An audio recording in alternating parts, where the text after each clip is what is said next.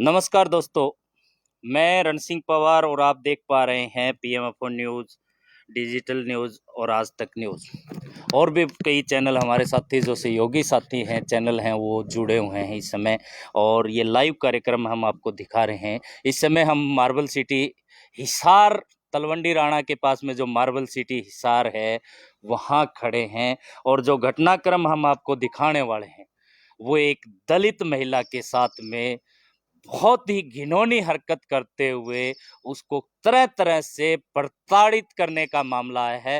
वो दलित महिला और वो कौन है, बता दें कि हरियाणा की एकमात्र ऑटो चालक महिला, ये देख पा रहे हैं जो ऑटो है, मेरे पीछे तस्वीर देख पा रहे हैं, जिसको चलाती है ऑटो चालक महिला सुनीता देवी का ये मामला है, जिसके अंदर जो मशहूर हुई थी सुनीता देवी, अखबारों की सुर्खियां बनी थी सुनीता देवी, जिसके साथ आज जो जुल्म हो रहा है, ज्यादती हो रही है, उस कहानी को हम बयां करने के लिए लाइव तस्वीरों में हम दिखाएंगे। ये वो ऑटो चालक है जिसके अंदर महिलाएं अपने को महफूज समझती थी, सुरक्षित समझती थी, जिसके अंदर 3-3 सीसीटीवी कैमरे लगे होते थे, जिसके अंदर आज भी जीपीएस सिस्टम लगा हुआ है।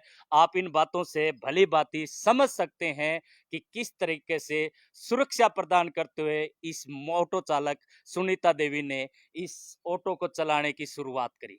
दोस्तों, हम आपको उस सुनीता देवी के कहानी से रूबरू करवाएंगे, जिनका शादी के कुछ ही समय बाद अपने पति के साथ किन्हीं बातों को लेकर के अनबन हुई, जिसने अपने बच्चे, दो बच्चे, 3 बच्चे भी हुए, जिनको पालने के लिए किसी के आगे हाथ नहीं पसारा, अपना उनको पालने के लिए एक चालक का काम किया, ऑटो चालक का। लेकिन इसका भी खामियाजा इस महिला को, सुनीता देवी को भुगतना पड़ा। वो किस रूप में? जब ये ऑटो चालक बनी और ऑटो चलाना शहर हिसार में शुरू किया, तो कई लोग जिनको ये जिल्सा हुई कि सुनीता के ऑटो में ही महिलाएं ज्यादा सफर क्यों करती है, उन्होंने इसके साथ रंजिश रखना शुरू कर दिया, और उसका खामियाजा सुनीता देवी को इस रूप में भुगतना पड़ा कि उसके ऊपर एक जानलेवा हमला, चाकुओं से गंभीर चोटें उनको जो है कई चाकुओं से वार किए गए, जिसकी बदौलत सुनीता देवी को आज भी उन जख्मों के दर्द को सहना पड़ता है। ये घटना भी घटी, अखबारों में भी आया, सब कुछ हुआ, एक मुकदमा भी दर्ज हुआ, और जो है जिन लोगों ने ये घटना को अंजाम दिया उन लोगों ने अपनी जमानतें करवाई, और आज भी वो केस जो है विचाराधीन है। दूसरा जो दर्द इनको जो मिला, ये जो घटनाक्रम होता है, हम जहां खड़े हैं ये मार्बल सिटी हिसार है, जहां पे सुनीता को बीपीएल कार्ड के तहत ये जो मैं मकान नंबर जो दिखा रहा हूं 126 जीएफ, जिसको किस्तों पे बीपीएल की बदौलत इनको ये प्लॉट जो है बीपी इस मार्बल सिटी के अंदर अलॉट किया गया, जिसके अंदर ये देख पा रहे हैं ये सुनसान इलाका है, जहां पे ये महिला इकलौती अपने परिवार के साथ, अपने बच्चों के साथ यहाँ पे रहती है और अपना गुजारा बसर करती है।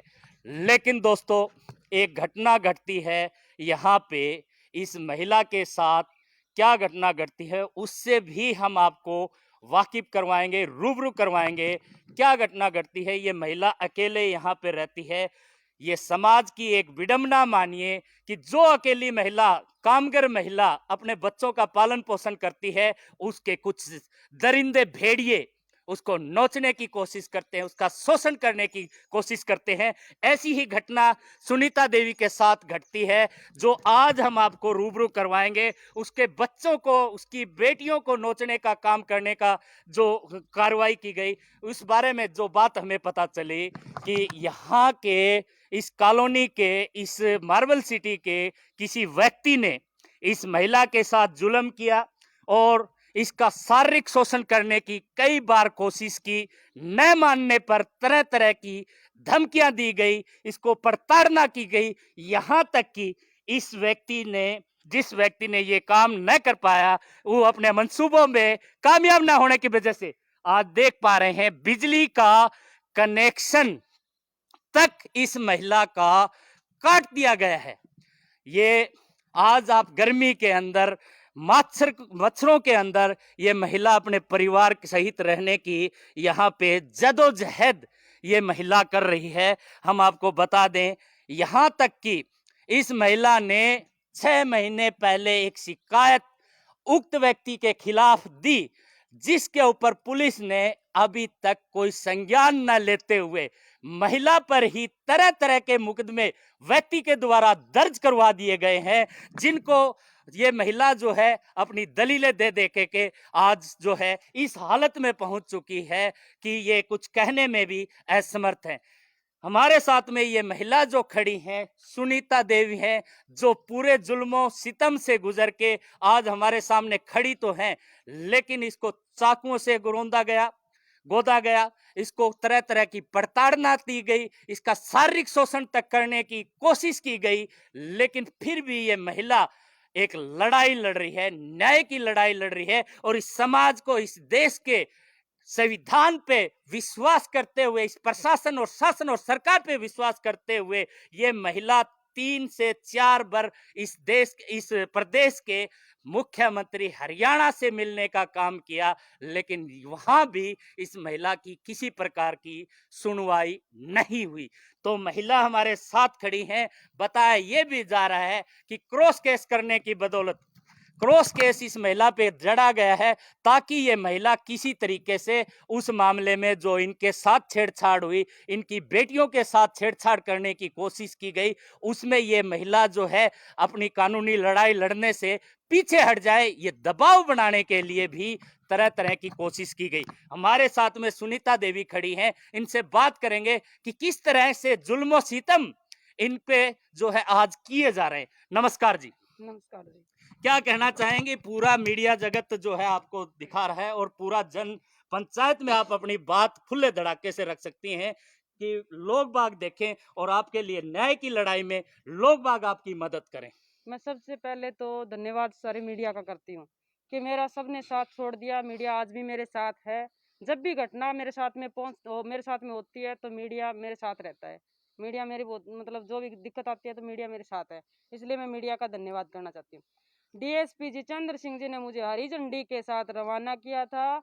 महिला समिति की महिलाएं भी कुछ साथ में थी, शकुंतला जाखड़ है, मतलब और बहुत सारी महिलाएं साथ में थी। ठीक है, पर जो मैंने काम किया, मैं रोटी पोने का भी काम कर चुकी हूँ, 8 साल मैं स्कूल में टॉयलेट धोने का भी काम कर चुकी हूँ बच्चों के लिए। पर मैंने जितने पैसे ऑटो के अंदर कमाए, मैंने किसी चीज में नहीं कमाए। क्यों? ऑटो के अंदर मेरी नगद कमाई थी। मेरी बेटी साथ देने वाली है, जो मेरी बड़ी बेटी है, जो बीए फाइनल में आज पटवारी का कोर्स कर रही है। अभी फिलहाल मेरी बेटी एडमिट है, नोरे हॉस्पिटल के अंदर है, जिसके पास मेरी मम्मी है। ठीक है, मेरी बेटी ने मेरे को ये कहा, मम्मी नगद काम है, हर रोज का काम है, कोई दिक्कत नहीं है। जब मैंने ऑटो चलाना शुरू किया तो कुछ बाइकों वालों से दिक्कत आती थी, क्योंकि वो मैंने ये नहीं सोचा कि इनसे मुझे दिक्कत आ रही है, क्योंकि मैं पहली महिला थी तो हर लोग मुझे देखते थे। ठीक है, इन चीज़ों से मुझे कोई कोई शिकायत नहीं आई, कोई दिक्कत नहीं आई। 10,000 ऑटो के अंदर, हिसार के अंदर मैं एक अकेली लेडीज हूँ। मेरे को रेलवे स्टेशन के ऊपर दिक्कत आती है, वही कि मेरे ऑटो के अंदर कैमरा लगा हुआ है, बागू नाम का बदमाश है। पुलिस प्रशासन बोलती है भी नाम ना ले, पुलिस प्रशासन बोलती है तुम हमारे को बदनाम कर रही है। मैं पुलिस प्रशासन को बदनाम बिल्कुल भी नहीं कर रही हूँ। कुछ कुछ ऐसे पुलिस प्रशासन वाले हैं, मैं अभी नाम मेरे याद नहीं है, मेरा चलान गलती से भी काट के अपनी जेब में से पैसे मेरे को दिए थे एक पुलिस वाले ने, मेरे नाम याद नहीं है। कि सुनीता भूल में चलान तेरा काट दिया, मैंने कागज पहले नहीं देखा, चलान काट दिया, बेटा ये ले पैसे, चलान भर देना। ठीक, ऐसे पुलिस वालों ने मेरा साथ दिया। और ये मेरा कहने का मतलब यही है कि बागू नाम का बदमाश था, उसके 7 ऑटो खुद के चलते हैं। ठीक है, यहाँ से बस स्टैंड से कैंट का चक्कर मारांगा तो पूरे दिन के अंदर 500 रुपए का तेल लगता है। जब रेलवे स्टेशन की सवारी भरेंगे, 10 चक्कर मारांगा 15 रुपया सवारी के हिसाब से, जब मैं 10 चक्कर मारती तो मैं 1500 रुपए कमाती थी। जो एक बंदे के पास 7 ऑटो है तो सोच के देखना कितने पैसे कमाता होगा। तो बागू ने मेरे को कई बार बुलाया था, एक बार टिकट काटने वाला भैया है सामने, उसके ऑफिस में भी बुलाया था, वहां भी मुझे धमकियां दी गई बुला के। बोले सुनीता जा, मेरा 7 ऑटो भरने के बाद तू सवारी भर लिया करे, नहीं 50 रुपए जमा करा दे। मैंने मना कर दिया, 50 रुपए मैं जमा नहीं कराऊंगी। एसपी मनीषा चौधरी ने मेरे को ये कहा, सुनीता तेरे को रोड कभी नहीं छोड़ना। एसपी मनीषा चौधरी यहाँ पे थे, मेरी बहुत बढ़िया लाइफ थी। मैं अच्छी ज़िंदगी जीऊँ, अच्छा पैसा कमाऊँ। जब भी ज़रूरत पड़ती थी वो मेरे पास किसी न किसी पुलिस वाले को भेज देती थी। फ़ोन पे बात होती थी, परिवार की तरह मेरे साथ में बात करते थे वो। फिर क्या हुआ कि मेरी कमर के अंदर 6 चाकू मारे। मेरा है ना यूट्यूब के ऊपर कोई भाई सर्च कर लेना, सुनीता हिसार ऑटो ड्राइवर के नाम से चाकू लगे हुए हैं, वो सारी खबर मेरी निकल के आ जाएगी। थोड़ा मतलब जिस दिन मेरे चाकू लगे उसके 15 मिनट पहले मेरे को दुग्गल प्रधान ये बात बोलता है कि सुनीता आज तू रेलवे स्टेशन नहीं जाएगी।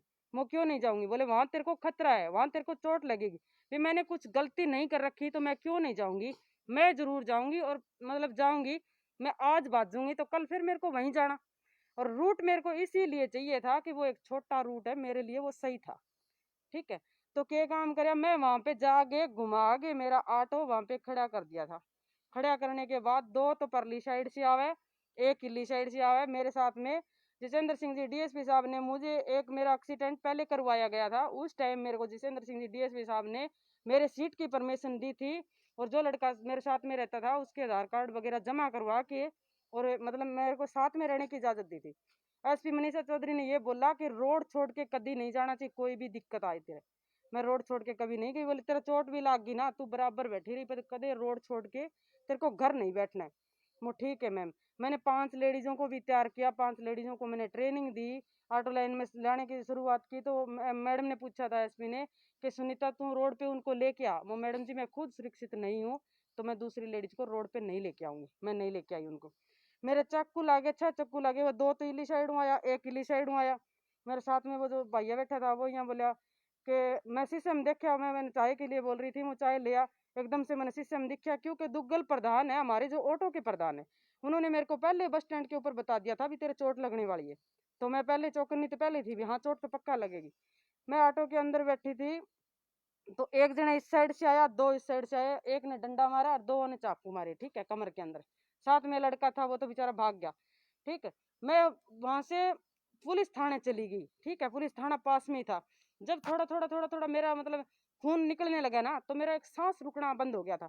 सांस सा रुकने लगा और मेरे पैर भीज गए, इतना खून था वहां पे।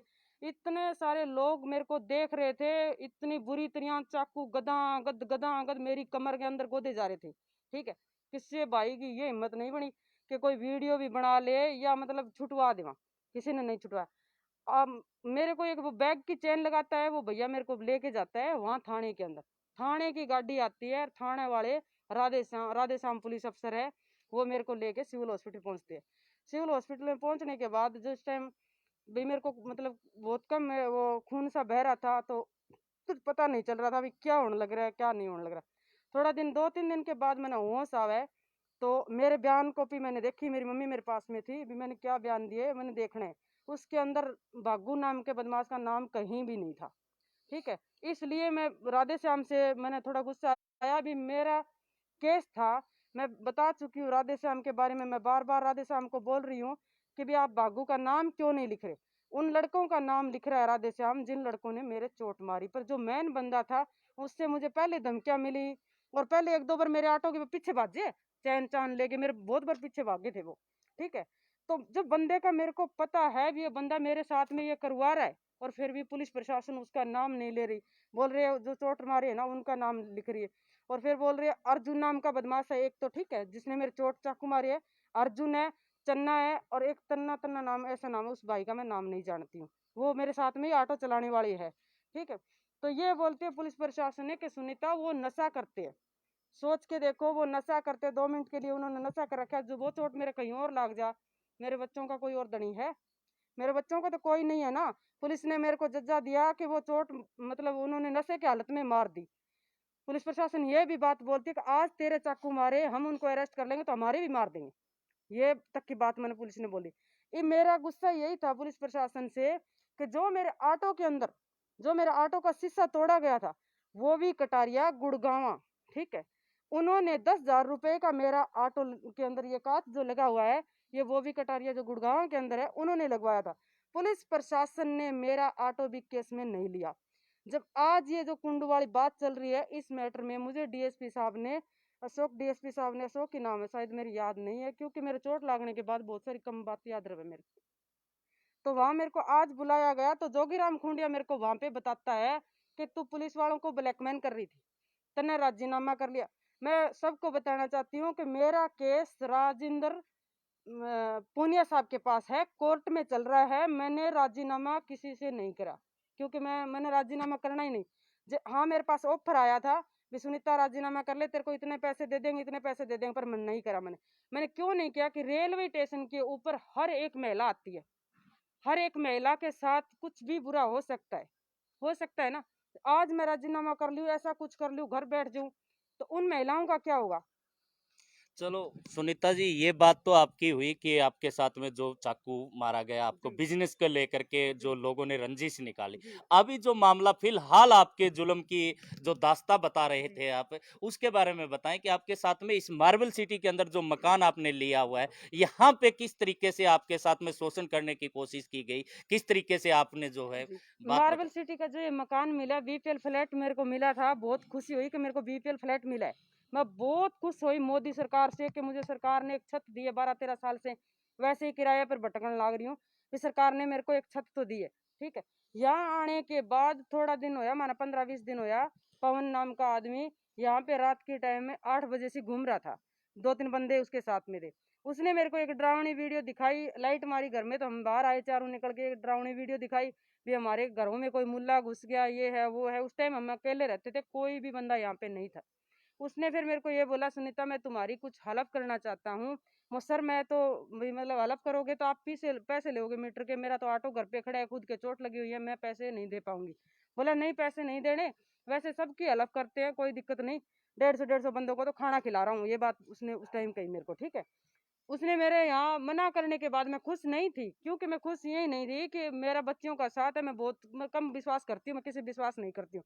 मैंने मना किया, सर आज तो आप बोल लो, कल को आप पैसे मांग लोगे तो मैं कहाँ से भरूंगा। बोले नहीं नहीं सुनीता कोई दिक्कत नहीं है, मैं तेरी हेल्प कर रहा हूँ। पवन कुंडू ने यहाँ पे मीटर लगा दिया। मीटर बांटता है सबको, ठीक है, सब मीटर लगा दिया। फिर एक दिन यहाँ पे 5 किलो आलू लेके आता है, फिर खीर लेके आता है, दिवाली के दिन मिठाई लेके आता है। मैं सारी बात बता चुकी हूँ आपको। फिर पवन कुंडू मुझे सिविल हॉस्पिटल के पास मिलता है। फिर मेरे को ये बोलता है कि हम भी तेरे ऑटो के अंदर बैठ जाते हैं सुनीता, चल तेरे को घर पे छोड़ दूंगा। हाँ मैं मानती हूँ, कुछ लोग मेरे को ये तानाकसी करते हैं कि गलती तेरी थी। हाँ मैं गलती मान रही हूँ कि गलती मेरी ये थी कि मैं उसकी गाड़ी में बैठ गई। पर मैं सब सब मतलब जेंट्सों के साथ रहती हूँ। 5 साल से मेरा जेंट्सों के साथ रहना बना है, बहुत मतलब रही हूँ मैं। क्योंकि मेरे तो ऑटो के अंदर जेंट्स भी बैठते हैं, लेडीज भी बैठती है। ठीक है, तो मैं पवन उनकी गाड़ी में बैठ की, बैक की साइड मतलब पीछे की साइड बैठ की थी। पवन कुंडू ने क्या काम किया, सिविल हॉस्पिटल के अंदर गाड़ी ले गया, गाड़ी पार्किंग में लगा ली थी। पार्किंग में लगाने के बाद मैंने पूछा, सर मेरे बच्चे अकेले हैं, मुझे घर जाना है। हाँ यहाँ पे क्या करेंगे, बोले 2 मिनट रुक के बात करेंगे। मैंने पवन कुंडू मेरे अपनी ड्राइवर सीट छोड़ के मेरे बैक साइड में आके बैठा। मैंने बोला सर, मैं उसको सर बोलती, ठीक है, अभी भी मैं उसको सर बोलती हूँ, मैं गलत शब्द से नहीं बोलती हूँ, किसी को नहीं बोलती हूँ। तो मैंने उसको सर बोला, मैं सर मतलब ये आप यहाँ क्या करेंगे, बोले 2 मिनट बैठ के बात करेंगे। पवन कुंडू मेरे बराबर में आके बैठता है और मेरे से बातचीत करना शुरू कर देवे। भी तू अकेली रहने लग रही है, मैं तो तेरे को देख के परेशान हो रहा हूँ यार, आज के टाइम में कोई लेडीज ऐसे रहती नहीं है, तू कैसी लेडीज है, क्या है, ये है वो है। मैंने उसको ये बोलते हुए ये कहा, मैं सर कोई दिक्कत नहीं है, मेरी आदत बनी हुई है, मैं रहने लग रही हूँ, सही हूँ, मैं तेरा खर्चा दूंगा, सब कुछ दूंगा। अरे लेडीज तो एक एटीएम होती है। पवन कुंडू ये कहता है कि एक लेडीज एटीएम होती है, जितना मर्जी चाहो तो पैसे कमा सकती है। वो सर ऐसे पैसे मेरे को नहीं चाहिए। पवन कुंडू ने क्या किया, बात करते करते मेरा हाथ पकड़ा, क्यों इस साइड से बैठा था, मेरे ये हाथ उसके पास में था, मेरा ये हाथ पकड़ा तो इस हाथ से मैंने थप्पड़ मार दिया। मेरे को ये पता नहीं था पवन कुंडू बहुत बड़ा बदमाश है। ये पता चलता है जब पुलिस प्रशासन उसके बराबर में खड़ी है, तब मेरे को पता चलता है कि भी हाँ पवन कुंडू बहुत बड़ा बदमाश है। पहले मेरे को पता नहीं था। उस दिन मैंने थप्पड़ मारा तो मैंने एक नॉर्मल आदमी समझा, मेरे को पता नहीं था। मैंने उसको थप्पड़ मार दिया। थप्पड़ मारने के बाद वो उसने कुछ नहीं बोला। फिर वो दीपक को भेजता है मेरे घर यहाँ मीटर चेक करने के लिए। मैंने मीटर पाड़ के उसको दे दिया, भी उसके घर ले जाके लगा देना, ऐसे मीटर की मेरे को जरूरत नहीं है। फिर पवन कुंडू गार्ड को भेजता है रात की 1 बजे। तो मैं सभी महिलाओं को संदेश देने के माध्यम से ये बात कहने लग रही हूँ कि भी कोई भी महिला हो, रात के समय अपने घर से बाहर कभी भी ना जाना चाहिए। क्योंकि मेरे को पता था कि वो मेरी वीडियो बनाएगा, वहाँ पे कैमरे लगे हुए हैं। मेरे को बुला रहा था अभी लाइट के बारे में बात करनी है, तुमने मीटर क्यों पहुंचा दिया। मैंने मीटर इसलिए पहुंचाया था कि उसने दिन में मेरे साथ में कुछ हरकत करी थी सिविल हॉस्पिटल में, तब मैंने मीटर पहुंचाया। मैंने बच्चों को भी बात बता दी थी कि पवन कुंडू एक बदमाश आदमी है, महिलाओं की वीडियो भी बनाता है, ब्लैकमेल भी करता है। मतलब पता नहीं क्या क्या दिमाग में आया, मैंने बच्चों को जो भी बोल दिया मैंने। फिर पवन कुंडू खुद आता है, गार्ड आके मेरे को ये कहता है, गार्ड आके यहाँ पे बाइक खड़ा करता है और मेरे को आवाज लगाता है, सुनीता एक बार आना। मैंने गार्ड को कहा सर ये तो मैं नहीं जाऊँ। गार्ड मेरे को एक बात बोलता है, सुनीता ये कोई टाइम नहीं उसका बुलाने का, पर मेरी ड्यूटी है इसलिए मैंने आना पड़ा। गार्ड मेरे को ये बात बोलता है। मैंने गार्ड को साफ मना किया, सर आपकी ड्यूटी है, दिन में पंचायत कर लेना, दिन में मेरे को बुला लेना, मैं आने के लिए तैयार हूँ। गार्ड फिर चला जाता है। उसके बाद पवन कुंडू खुद आता है गाड़ी लेके, यहाँ पे गाड़ी खड़ी करता है, यहाँ पे जाता है, गेट के एकदम से लात मारता है और बोलता है गेट खोल। यहाँ से फिर वापिस होके आता है, फिर यहाँ खड़ा हो जाता है। खड़ा होके गाड़ी निकालता है, अरे दान की तेरी औकात भी क्या है, मैं तो क्या पता कैसी कैसी लड़कियां साथ में रखता हूँ, मेरी कहाँ कहाँ तक पहुंच है तेरे को पता नहीं है, तेने किसके साथ पंगे लिए, तेरी लड़कियों को रोड पे मुंह दिखाने के लायक नहीं छोड़ूंगा। तेरे को है ना, तेरे घर पे जो लासी दूध देना है ना, मैं उसके साथ तेरे को करेक्टरलेस साबित कर दूंगा। मैंने उस टाइम उसको ये बात भी बोली, मैं पति से अलग रहती हूँ ना, तो भाई मैं डॉक्टरी भी करवा लूंगा, ठीक है, तेरे जो मर्जी तू कर सकता है, ठीक है, जो मैं नहीं बाहर आऊंगा, तू कुछ भी कह, मैं नहीं बाहर आऊँ। उसने क्या काम करा, पड़ोस वाला भाई है, ठीक है, पड़ोस वाले भाई से वो बात करता है। पड़ोस वाले भाई ने ये कह के जाता है कि इस लेडीज का करेक्टर खराब करना है। तो उसने ये कहा कि भी दो दो महीनों से हम रहने लग रहे हैं, हमने तो आंटी को कभी आज तक गलत देखा नहीं। तो ये भाई वहां से मतलब है, ये मेरे को दूसरे दिन बताता है ये भाई कि भी आंटी वो हमारे को ये बात बता रहा था। पवन कुंडू के ऊपर फिर मेरी गुड़िया, वो तारीख मेरी याद नहीं है, मैं अनपढ़ हूँ, वैसे साइन साइन तो करने आवा है, मैंने एक सहेली ने सिखा रखे साइन साइन करने आवा, बाकी मैं अनपढ़ हूँ, ठीक है, अखबार में हिंदी में पढ़ लेती हूँ, मेरे को ज्यादा कुछ पढ़ना नहीं आता है। तो मेरी गुड़िया जाती है खेलने के लिए। पवन कुंडू मेरी गुड़िया को आवाज लगा के बुलाता है, तो गुड़िया को पूछता है कहाँ जा रही है। गुड़िया ने कहा अंकल मैं तो खेलने के लिए जा रही हूँ।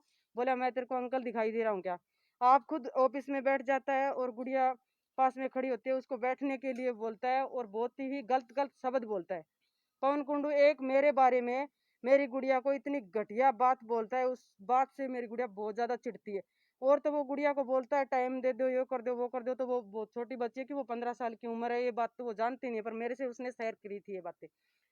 फिर क्या काम हुआ, गुड़िया को ये बोलता है, गार्ड को बोलता है, या रामजादी को बाहर निकालो। गुड़िया बोली हिंजड़ा है तू तो, ये है वो है, मतलब गुड़िया ने जो बात बक दी, वो भी एक बच्ची है, उसको पता ही नहीं क्या बोलना है।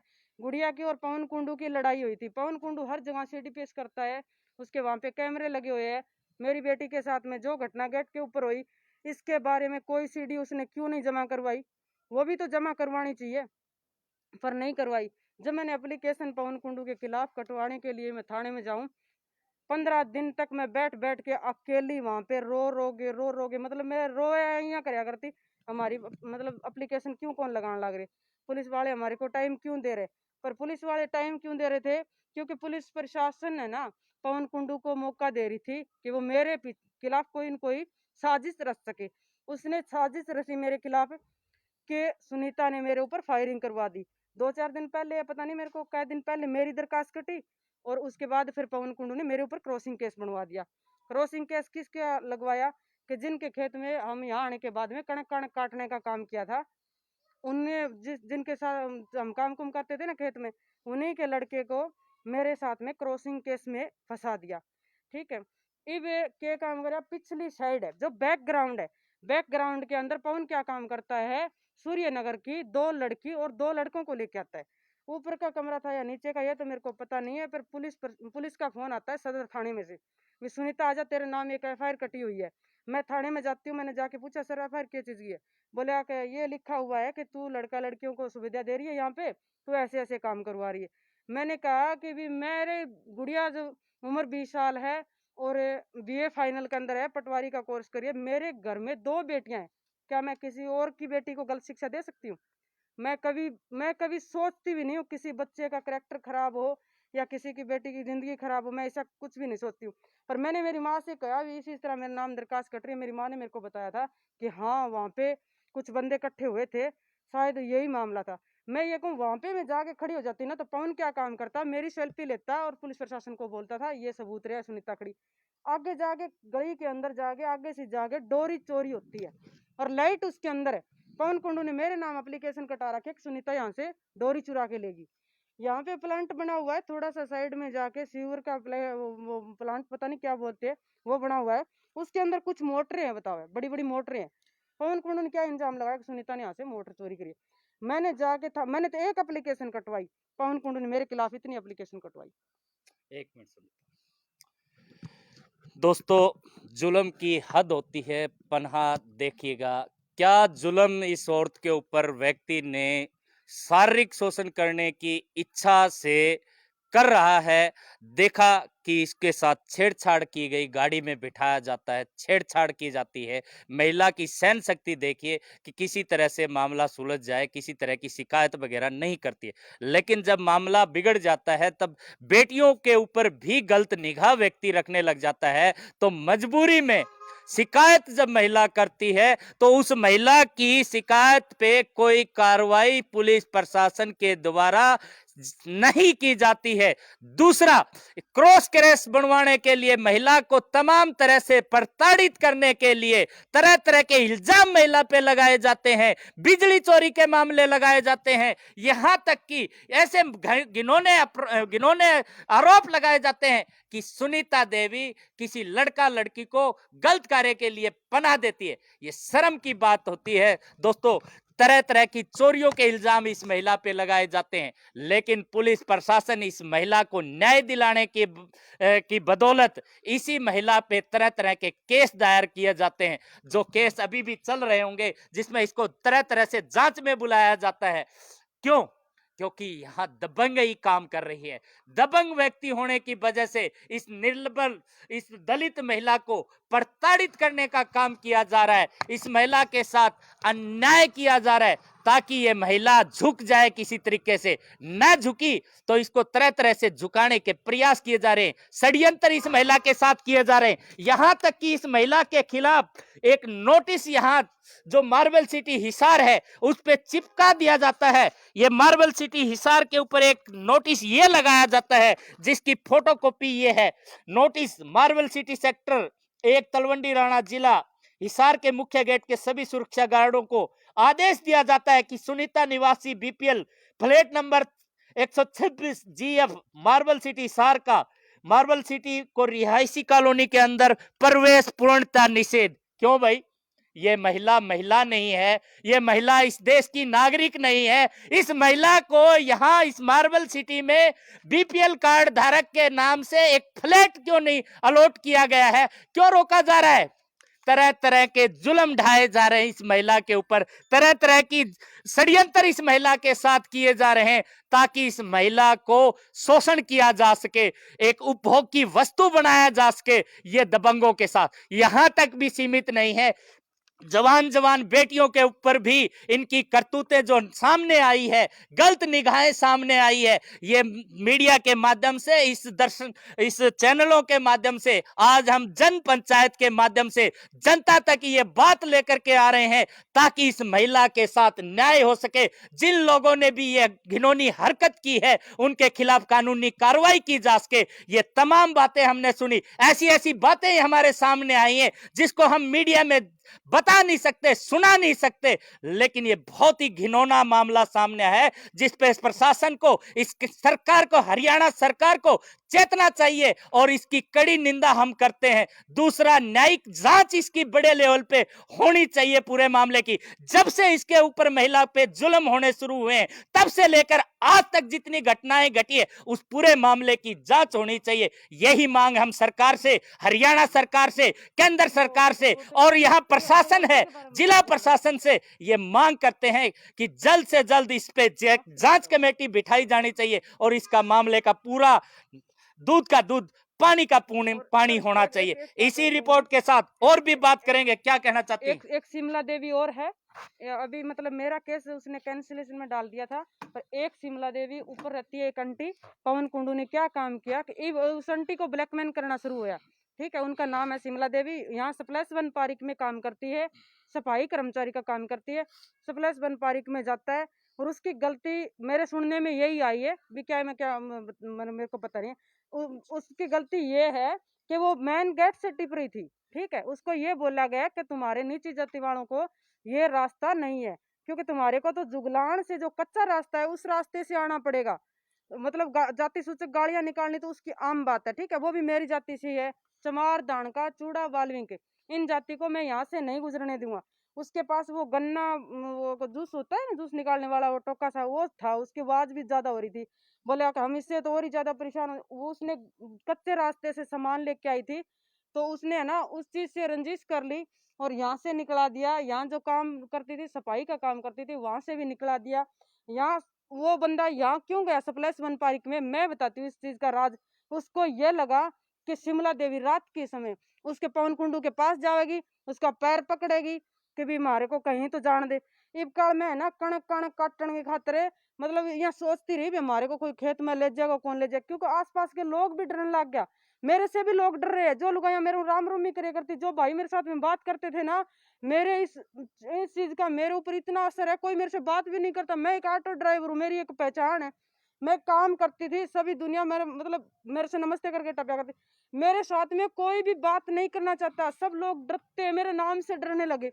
ये वो शिमला आंटी है, उसके साथ भी यही हो रहा है, क्योंकि पवन कुंडू ने ये सोचा भी यहाँ से काम से हटा दूंगा, वो तेरे ऑफिस में जाएगी, तेरा पैर पकड़ेगी और फिर जो मन मर्जी आवे तुम वही काम इसके साथ में शुरू करी। तो वो परेशान पूरी होके पैर कहानी छोड़ के सुन चली ली गई। दोस्तों, पूरी कहानी सुन ली और सुनना बाकी नहीं है। और हमारे से इतनी हिम्मत नहीं है कि इस महिला का दर्द हम सुन सके। आपका भी कलेजा फटने को हो जाएगा जब इतनी महिला ने जो कहानी हमें इस वीडियो के माध्यम से और इससे पहले जो रिपोर्टिंग से पहले बताई है, किस तरीके से खौफ जदा ये महिला इस सुनसान इलाके के अंदर रहने पे मजबूर है और किस तरीके के लोग जो आंख बिठाए बैठे हैं, तरह तरह के शोषण करने की जो सोच रहे हैं और तरह तरह के मुकदमे दर्ज करने की सोच रहे हैं, तरह तरह के इस पे षड्यंत्र करने की सोच रहे हैं, उन लोगों को मैं एक बात कहना चाहूंगा। ये जन पंचायत है, ये जनता के अंदर हमने मीडिया के माध्यम से बात रखी है। इसको इस वीडियो को सभी चैनलों पे ज्यादा से ज्यादा शेयर करें और अपने कमेंट बॉक्स में न्याय के लिए अपनी बात जरूर रखें। ये मुकदमा, ये मुद्दा यहीं तक खत्म नहीं होगा दोस्तों। इस महिला को जब तक न्याय नहीं मिलेगा, यूं ही हम रिपोर्टिंग करते रहेंगे, लड़ाई लड़ते रहेंगे। इसके इंजाम चाहे कुछ भी हमें भुगतने पड़े, हम भुगतने के लिए तैयार हैं। इसी रिपोर्ट के साथ रण सिंह पवार, बने रहिए पीएमएफओ न्यूज, आज तक और डिजिटल न्यूज हिसार। धन्यवाद।